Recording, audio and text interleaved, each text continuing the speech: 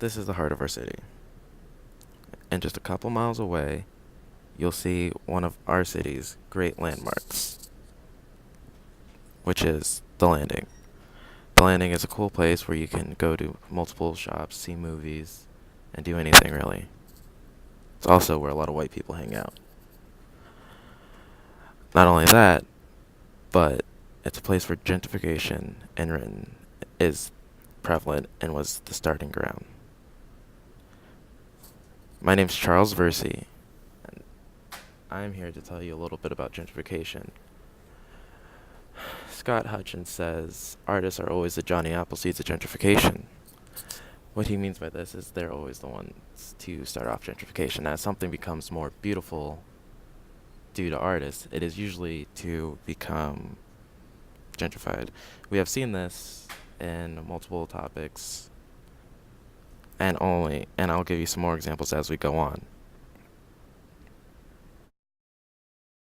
Okay, so as many of you know, um, I did not grow up.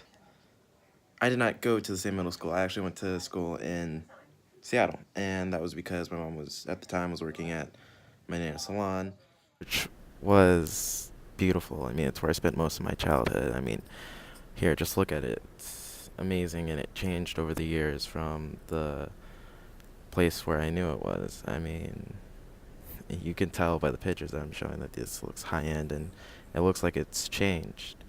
And then one day, what happened was a car crashed, and the owner took this as an opportunity to squeeze my nana out of where she had built up from the ground up. Uh, Now she works in the back of a Living Color beauty supply store. So she went from everything to having nothing, all because an owner got greedy just because the area was being gentrified and getting better. I mean, if you look right here, this is the daycare that I went to, and that got gentrified long before I did, long before the shop did. Even before that, we did survive, but we weren't immune to the effects of gentrification. And no one is really when you think about it. Gentrification is a bad thing. But also, I mean, it's not just happening in businesses, it's also happening by my homes. This is where I live in the 573K home. And if you go just down the street, you will see that the price in homes increases. Like where were a dirt patch. You know, they could have built affordable housings, but not houses that cost 1.7 million, 110. It's more about people's greed. Three, two, one. Okay, so how long have you been in the Seattle-Renton area? 15 years. 15 years. Okay, do you know what gentrification is? I hope I take that back. It's 20 years, and yes. Okay, what are some examples that you've seen over the years in the Seattle-Renton area? The Central District has been basically taken over. You see that even in the Renton area, prices have risen so high to buy a home that most African American families or families of color have moved out to the further lying areas, such as Tacoma or Kent. What are some of the negatives of these changes that you sort of just went over? Hmm? What are some of the negatives of these? Well, a lot of those families work here, and being that they work here, they now have to travel further and they're spending more money to actually get to work to make a living to survive. And so they have to have more than one job. What are some positives? Positives? Yeah, from gentrification. Like, better, like, has crime rates gone down? Have, um, has there been more green around? Has, like, more renewable energy houses have been made? Is that anything that you've seen, or do you see any positives, really?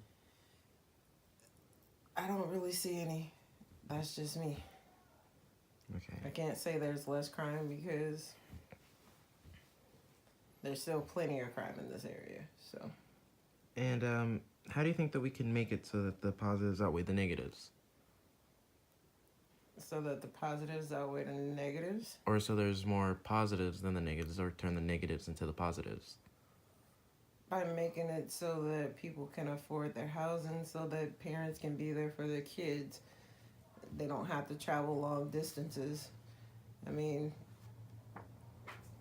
that's the biggest one.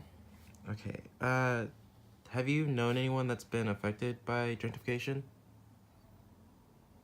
Personally, one of my best friends, they were looking to buy a house, but the houses here were so expensive they moved out the federal way. Any close family relatives? Nah, but we're fighters. Okay. Um, what's like some of the most dramatic changes that you've seen so far? It's not the neighborhood I grew up in, that's for sure. Um, it's harder to keep in touch with my friends. So, I mean, because they live really far out, me living actually in the city, it's harder to actually meet up and go out with them because I don't want to travel way out there. They don't want to travel way up here. So, it's more or less phone conversations. And do you feel like lower class families should have support in their area if their area is being gentrified? Yes. And what would that look like to you? What would that look like? Subsidized housing. It's either that or it's going to be, what's the word for it? Rent control. One of the two. And how do you feel about the $1 million homes down the street? You don't want to know. Personally, great. They're nice homes. But, homes shouldn't be priced out so astronomically that a lower income family can't live in a decent place. Okay, thank you for all your comments. Even though gentrification is a bad thing, it still has its moments, like giving friends the chance to be happy and just have fun all around where they are. See, even though there are a lot of negatives, there are some positives, and that's what we should look for. We should look for how to add the positives, how to make it better instead of just making it so that people are getting to place from the places that they live. Thank you.